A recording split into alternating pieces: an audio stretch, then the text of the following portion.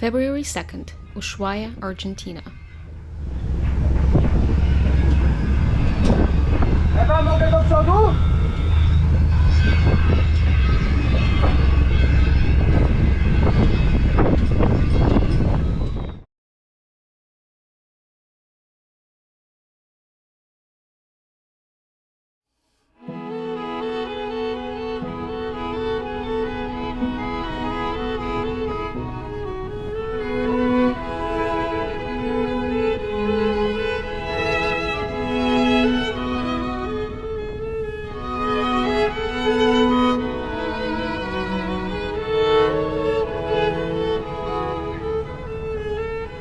February 2nd to 5th, Beagle Channel, Drake Passage. Left Ushuaia around 5 p.m. and motor sailed through the Beagle Channel.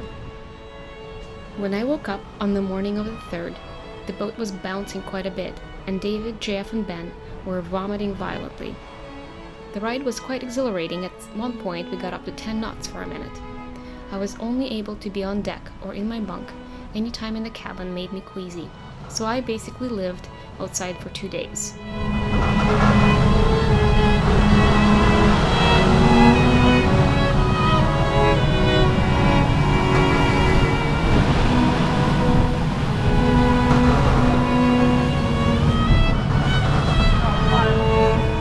During Ben and JF's night watch, the autopilot went out multiple times and they had to quickly re-engage it.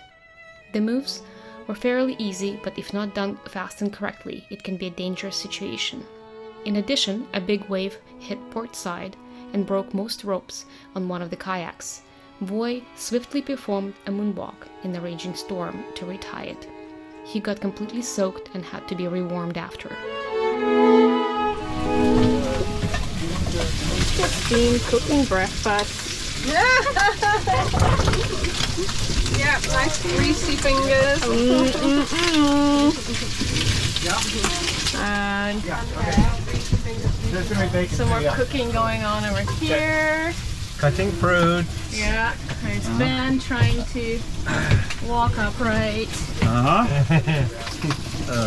Katya, you're gonna have toast and eggs, I assume?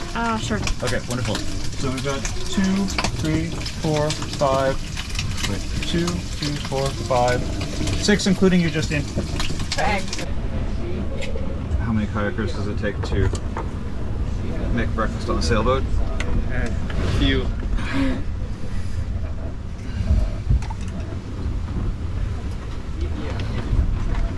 Whoa.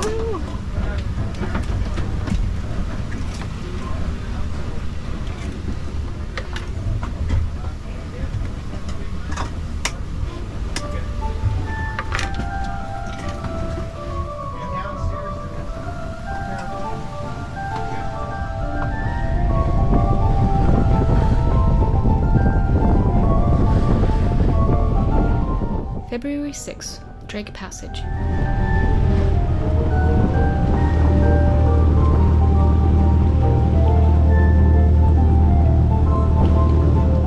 Arrived at Half Moon Island around 5 p.m. It was beautiful coming in with the sunshine coming through the clouds and listening to the birdie bits pop.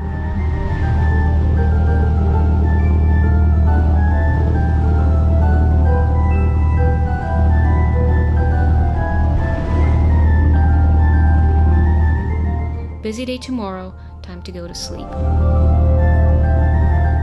It's odd to be in a quiet boat where you can just sit and relax.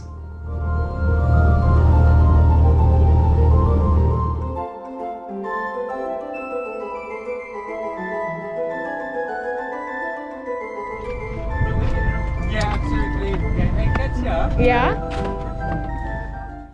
Okay. February 7th, Half Moon Island to Deception Island.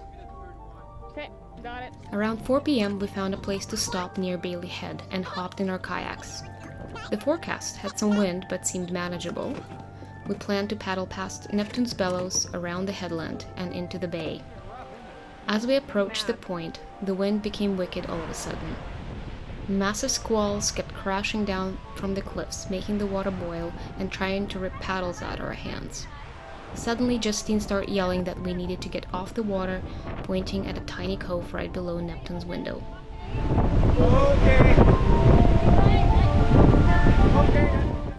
A bit confused by the change of plans, we headed for the beach. We surf-landed on a black volcanic sand strip no wider than 20 feet. One half of the beach was occupied by fur seals, and steep cliffs were overhanging above.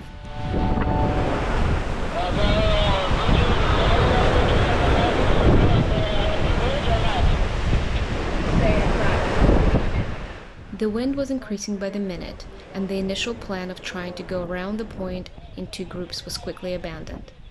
We set up a quick shelter with a bothy bag and tried to connect with the yacht.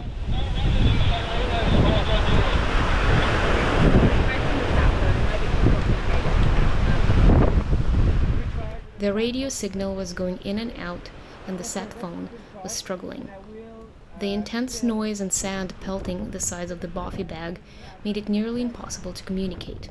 Finally, we managed to transcribe voice inReach address and establish contact via our unit. There was no way we could be picked up that night. Well, we're probably going to be spending the night here. The skippers were struggling to keep the yacht from blowing away, forget about bringing the Zodiac over.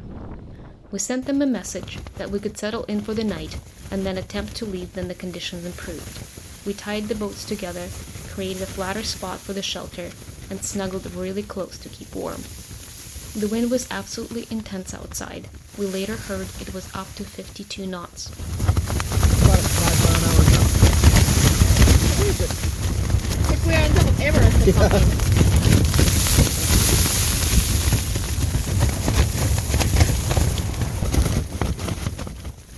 Despite the stress and discomfort, the group maintained a calm and positive spirit. At 3:30 a.m., Justine and JF made the call to get ready to leave. Right, here we are, launching from the cove where we spend the night, and I'm getting too close to the surf, so I'm gonna paddle out on our way out back to the Spirit of Sydney. Getting back onto the boat. Some really cool rocks over there. And from time to time, the penguins going through the water. As we waited to get on, we watched hundreds of penguins jumping through the water. It looked like busy commuters heading out for their 9 to 5 in the morning. Penguin Highway.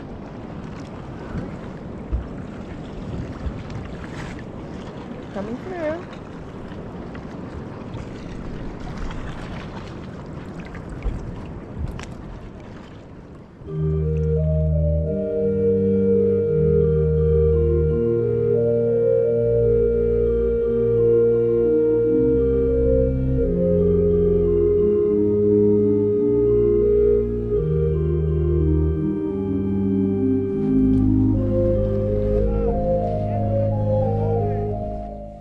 February 8th, Deception Island to Trinity Island. Whalers Bay used to be a massive whale oil processing facility.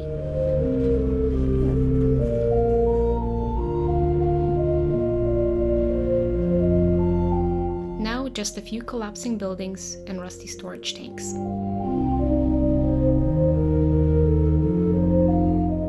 The landscape felt like we were on another planet. Volcanic sand, rugged rocks, piles of white bones.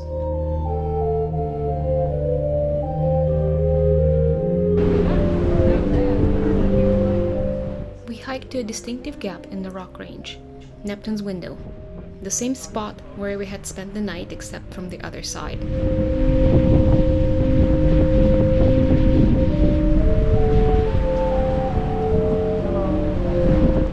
Looking down from the saddle, we could see the tiny beach below where we found shelter the night before.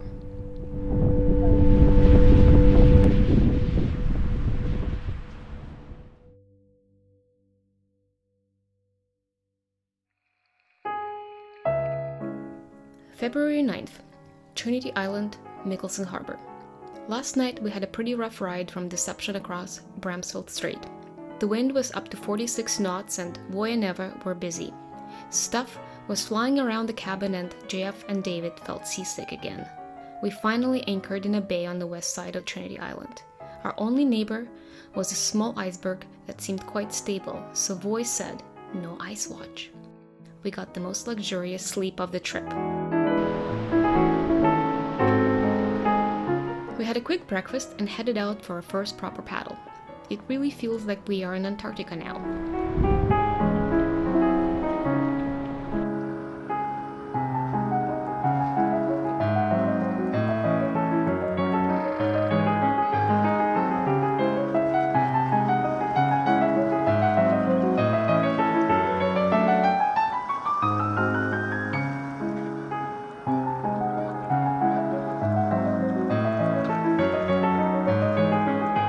In the afternoon, we paddled out to Deno Island that had a big penguin rookery.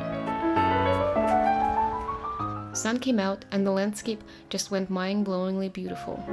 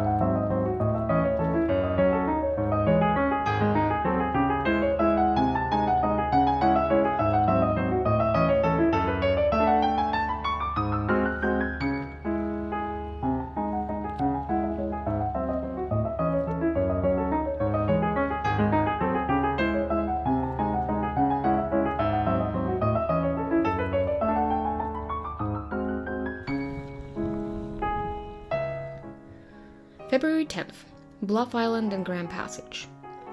Woke up to the sound of the anchor going up. The anchor chain is basically in our cabin. It was around 6:30 a.m. when the boat started moving and we arrived at Bluff Island around noon. After a quick lunch, we headed out. I wasn't feeling great and even considered staying on the boat, but glad I didn't. Grand Passage was a total treat. Stunning glaciers, dropping hunks of ice, our first icebergs that seemed like ghosts of ancestors in their majestic presence.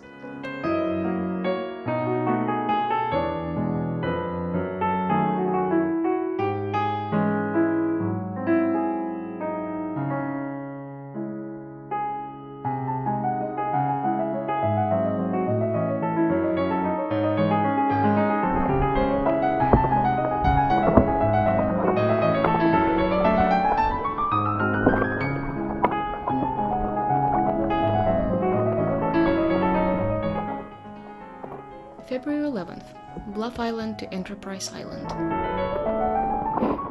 Moving in a single file to make it a little bit easier to break the ice. Foggy morning with whales and penguin playing outside the boat. We left Bluff Island in the morning and arrived at the drop-off point around noon. We paddled across Bancroft Bay and Plata Passage, and it snowed beautifully. A very calm and foggy day with very low visibility, but quite magical.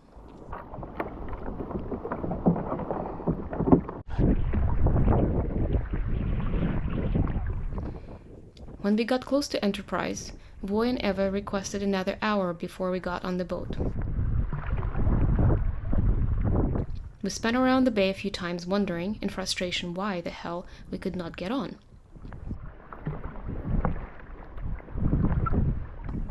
The yacht was moored in a tiny bay to a rusty shipwreck. Another yacht with a Swedish flag was tied to us.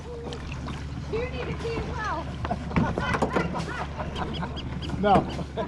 When we got in, another feast awaited us. Our skippers had been busy making sushi and baking bread. Just another day in Antarctica.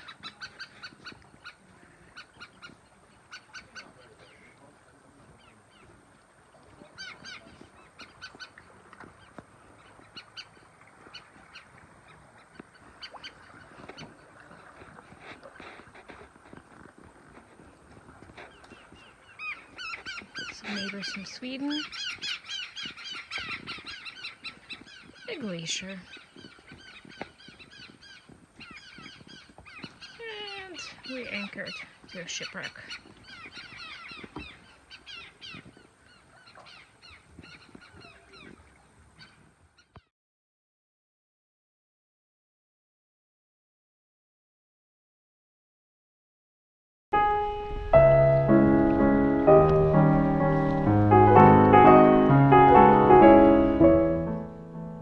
February 12th, Enterprise Island. Tired this morning. Several days of hard paddling are giving Ben and I trouble. On the water at 10 a.m. to a beautiful clear day. Finally, we can see the stunning landscape around us. The wind picked up and I struggled again. Drives me crazy to be so slow. We finally made it to a nice protected beach for lunch. It was very warm and the view was amazing.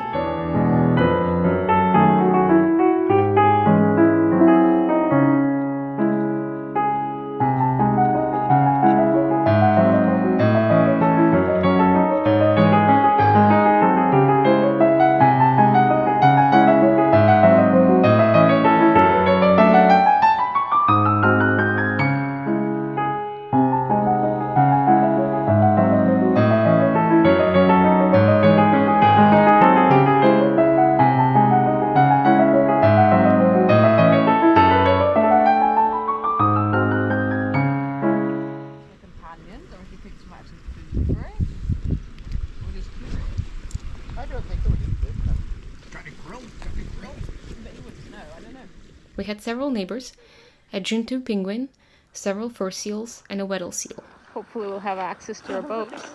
Hey, buddy.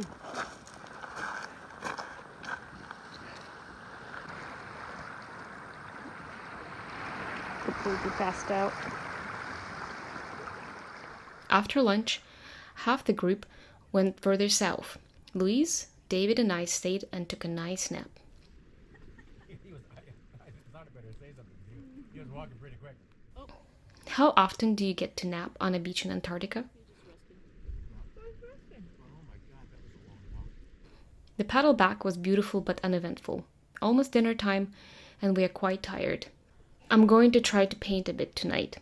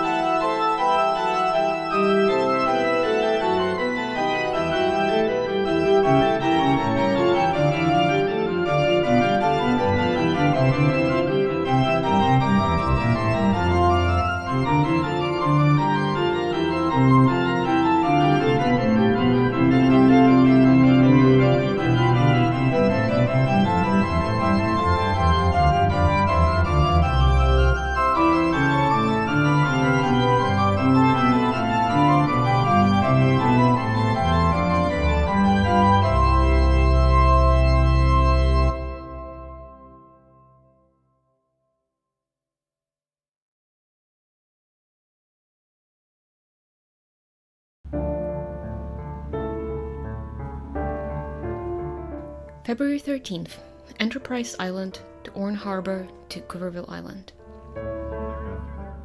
Left Enterprise around 10 a.m. after a quick hike up a nearby hill and saying goodbye to the Swedes on sea wind. I got to climb onto the shipwreck to untie us.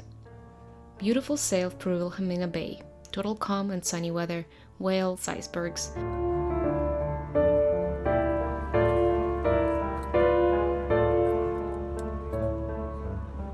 We all got to climb up the mast to take in the views.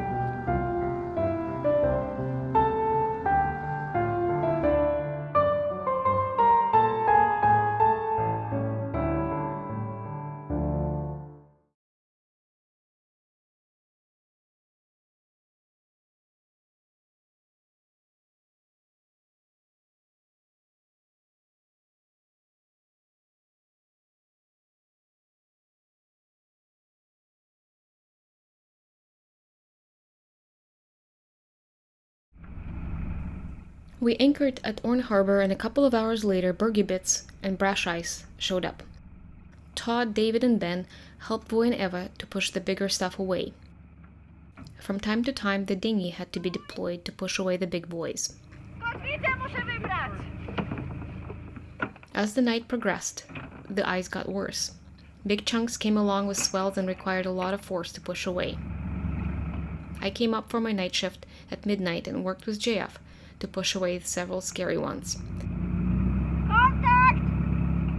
Once, back in bed, sleep was out of the question, as the noise of the ice against the boat and commotion kept us up.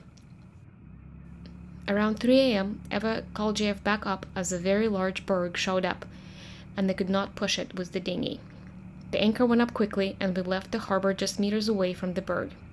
JF tied himself to the bow and used flashlight signals to indicate ice ahead as we motored for the night. We finally anchored at the east side of Cooverville Island, and it got quiet. Time for some much-needed sleep.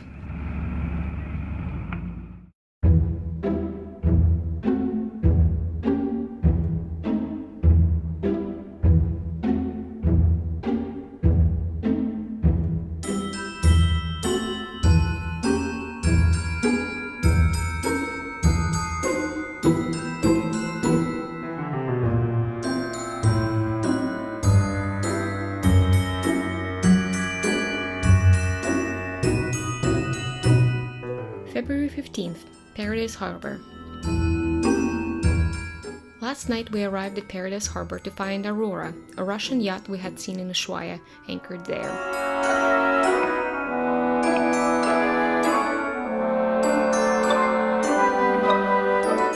They helped us out by moving their line and pushing some bergs out of the way. As a thank you, Voy decided to bring them some beer. The Russians were having a picnic on an ice floe when we arrived by dinghy. Voy thought it would be a good idea for me to come as a Russian speaker, and Ben wanted to join to say hi. They were very happy to get the beer as their supply was running low. We chatted for a while and shared some pisco, a Peruvian drink, and headed back to our boat.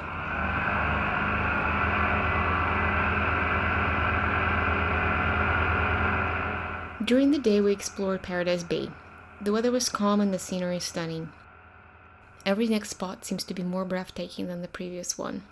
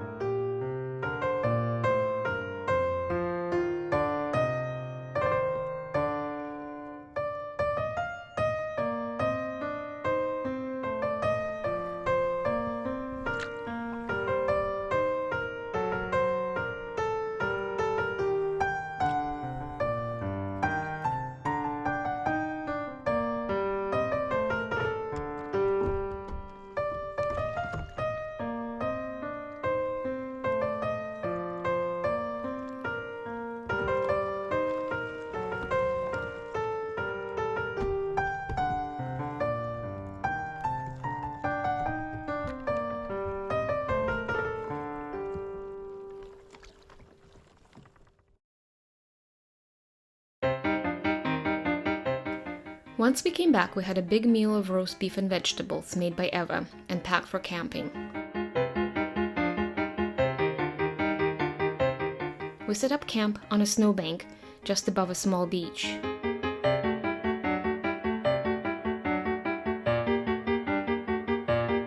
The snow was quite weird, tiny balls of ice rather than typical snowflakes. They rolled about as Ben and I tried to pack it down for our tent spot.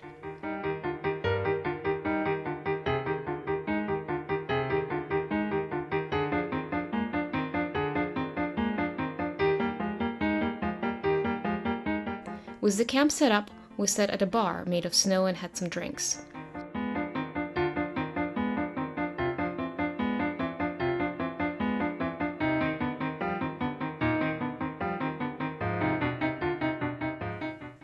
A female elephant seal came up and dozed by the beach as the sun was setting.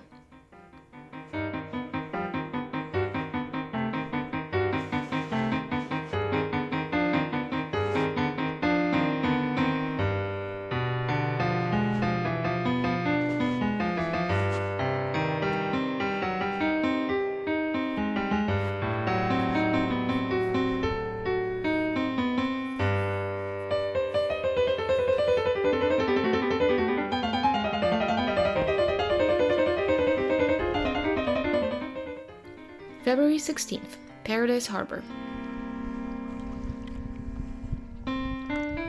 Once back on the yacht, we quickly changed into our dry suits and were off to paddle. The forecast called for strong winds to come overnight, and we wanted to make the most of the nice weather. We paddled northeast past rocky cliffs with nesting shags, past the shut-down Argentine base and onto the Chilean base.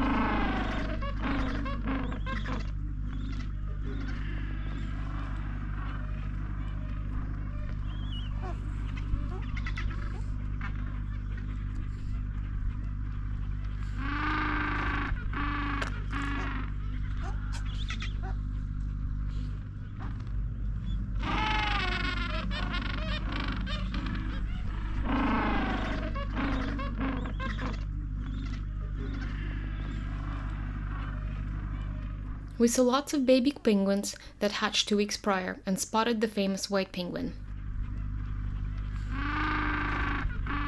We paddled over 15 nautical miles and were pretty spent when we got back. I was happy to be sleeping on the warm yacht.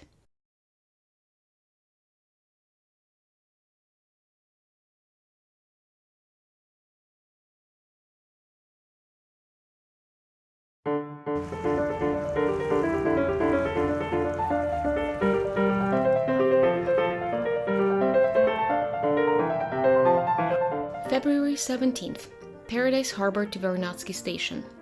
Got up at 8 a.m. for breakfast after 11 hours of luxurious sleep.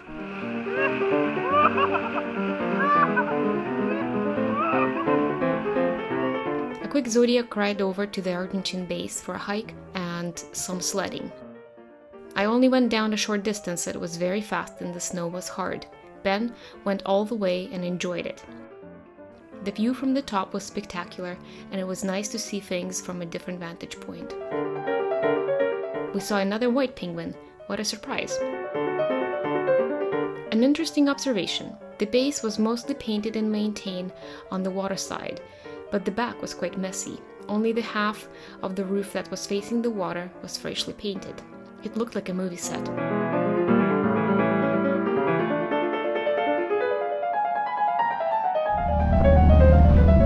Once back on the yacht, we headed south.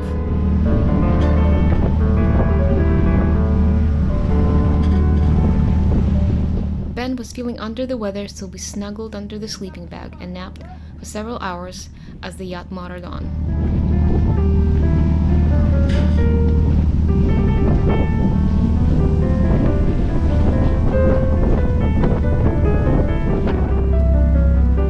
Once we approached Le Maire Channel, things got exciting. Lots of ice and icebergs. Everett climbed the mast and gave void directions from there. David and JF stood at the bow. It was a very beautiful passage and a lot of excitement.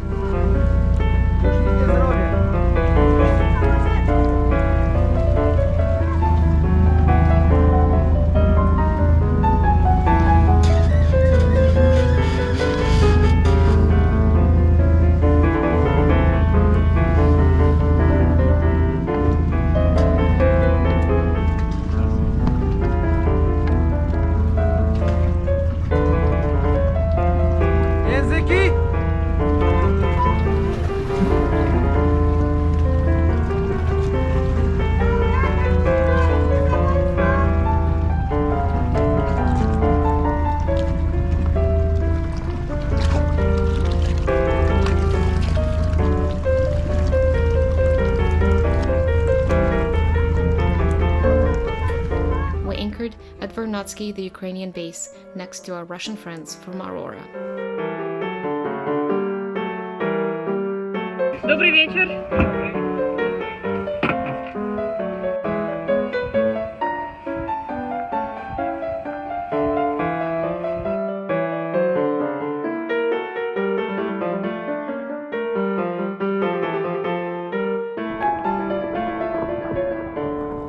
February 18th. Vernadsky to Boof Island. The plan changed several times due to weather. We left at 8:30 a.m. with an intention of an 8 nautical mile paddle, but only a few minutes in, Voy caught up with us in the dinghy. He had just got new forecast, and it looked like he had to move the yacht again. We decided to paddle all the way to the next anchorage at Boof Island, which would be around 18 nautical miles, a much longer day than expected. The day turned out to be quite spectacular after all. We saw elephant, leopard, and crab-eater seals, and stopped at an Adelie penguin colony.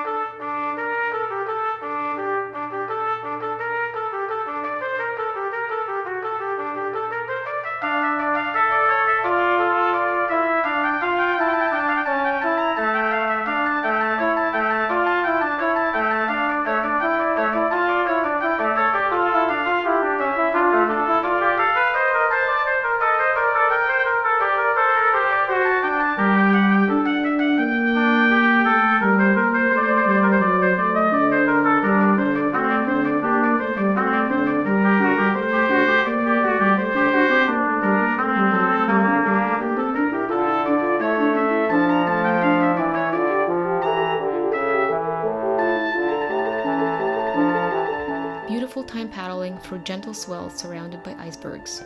Dynamic water just makes me so happy.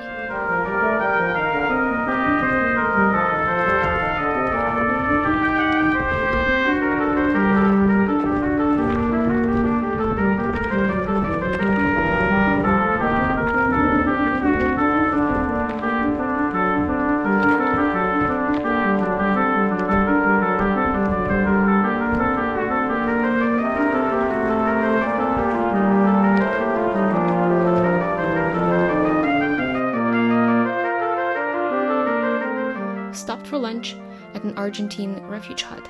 It was well stocked with food, water, fuel, and even had a tiny bar.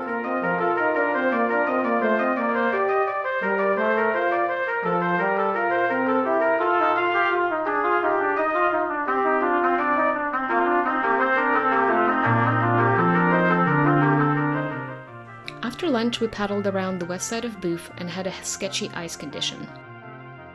Lots of ice packed tightly in the narrow channel, and it was not easy to get through. JF got stuck and ended up damaging his brother. As we rounded Boof Island, we crossed an incredible iceberg graveyard. Super big and beautifully shaped beasts all around.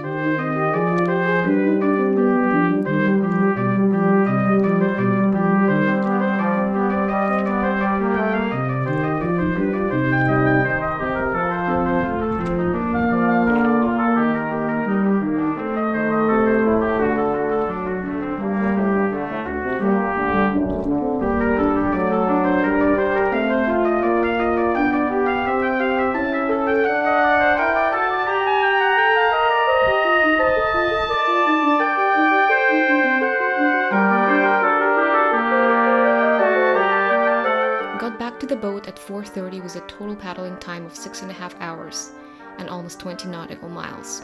Nice dinner, wine, and good company after.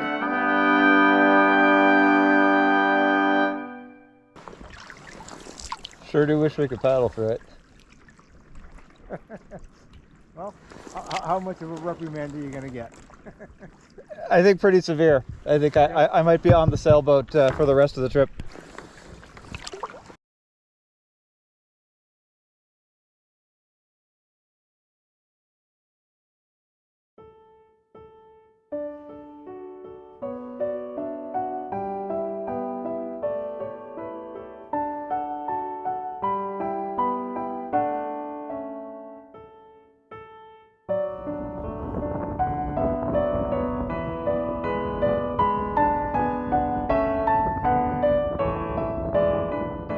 February 19th, Boof Island to Port LaCroix. Change of plans again. Boy wanted to push northward to avoid heavy winds, so it traveled day all day. We are starting to talk about our plans to get back, as the forecast is not favorable. We are planning for an early start tomorrow to paddle and sail to Melchior Islands. I'm hoping to get in one more night of camping if weather permits.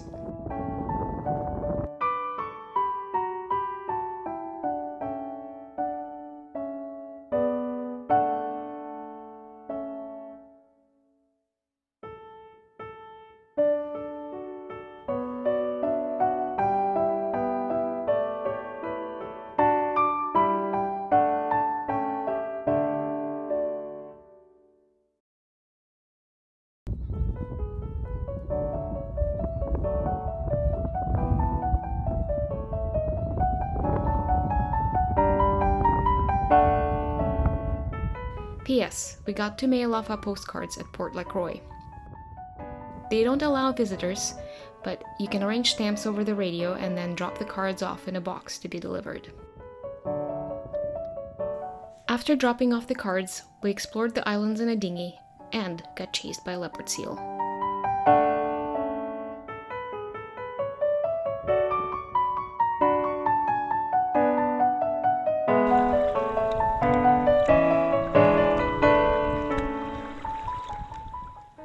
February 20th, Port LaCroix to Melchior Islands. Very early start today, up at 6 a.m. and on the water at 7:30. We paddled through Nemera Channel about 15 nautical miles. We had a nice wind behind our backs, and I enjoyed the gentle swells.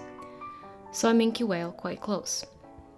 As the Spirit of Sydney caught up with us, JF decided that we, JF, Ben, and myself, should go on the boat as we were about a mile behind the rest of the group, and he was worried about big swells at the point.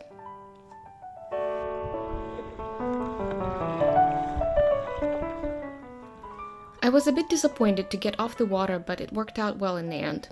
When we got to the rest of the group, all our stuff was already put away and we were able to help others to get on quickly, as the wind was quite high.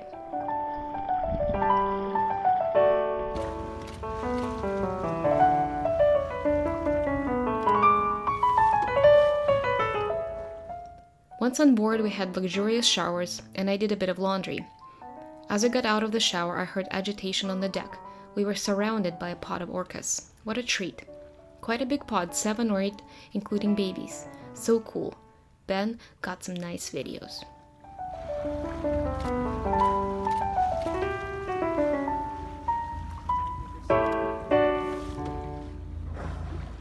Oh, wow.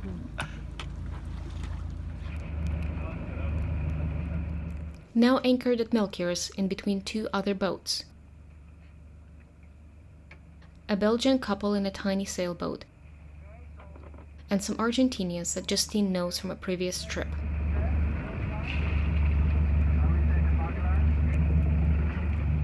Small world down here. We went to Yellow Island 3-4 days ago, and there were quite a few. Yeah, quite a few, but normally in China it's packed with them.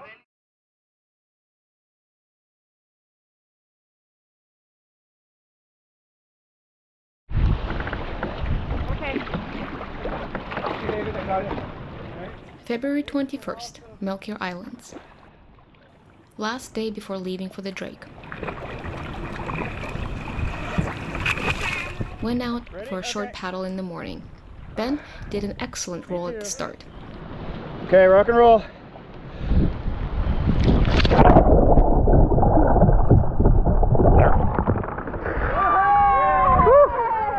All right, that was fantastic.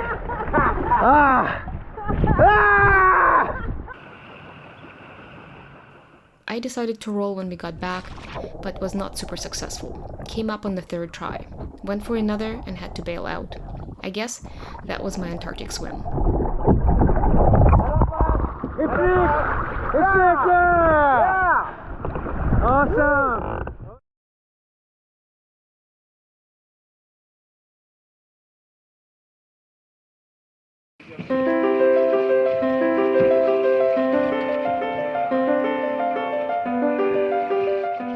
February 22nd to 25th, Drake Passage.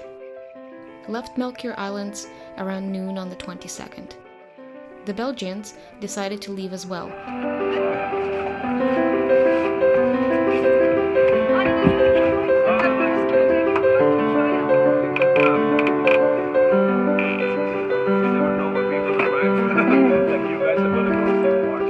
They pulled out charts and angle measuring tools to plot their course.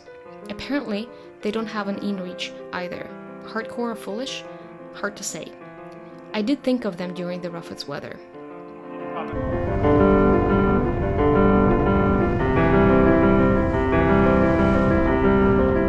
We hit the big swells pretty soon after leaving anchor. Almost all of us except for Todd and Justine had to lie down, and most of us missed our watches the first round. The first day and 2 nights the seas were pretty massive, making it super hard to do anything at all. Just before we left, our Argentinian neighbors told us that Russia had started military action in eastern Ukraine. Hard to know what is really going on based on the little bits of info.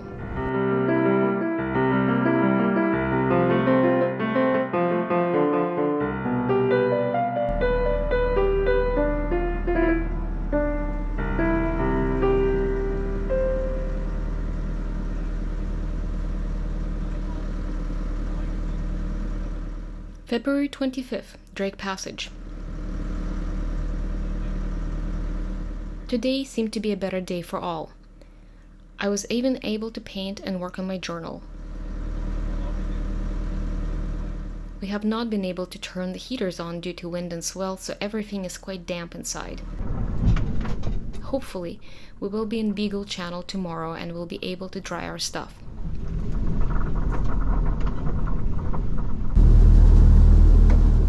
Last night, Voy got a message from his brother that there had been bombings in Ukraine.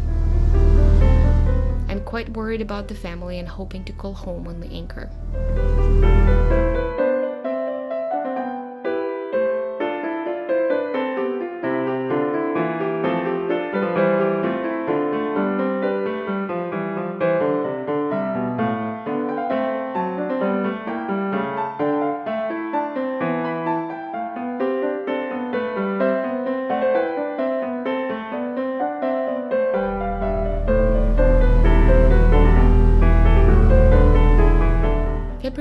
26, Drake Passage, Beagle Channel.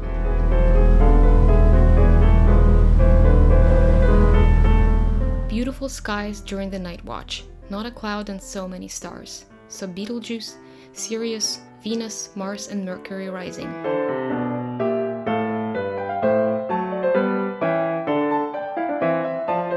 The moon gave enough light to see out and not feel like you're inside of a box that's being shaken by a giant.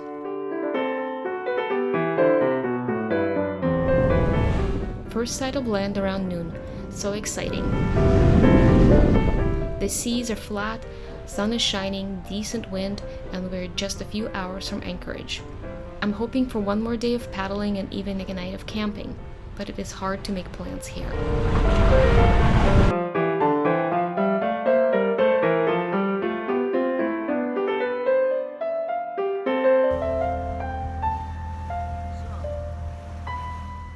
February 27th, Beagle Channel. A part of me is excited about going back into the world, and another is fearing the world that we will be returning to. Arkady, the cook from the Russian ship Aurora, said, "Antarctica выполняет желания. Antarctica makes dreams come true. Maybe because it is so raw and clear there. Like with the paddling community, the sailing community is small and unique. My world has grown immensely and shrank at the same time." We paddled 12 nautical miles around the channel today. The islands are low and soft with very dry climate vegetation that reminded me of the northern Gulf Islands. The smell of wet grasses was lovely. Saw Magellanic penguins, some gentoos, various birds, and a guanaco on top of a hill. Looks like camping is on tonight.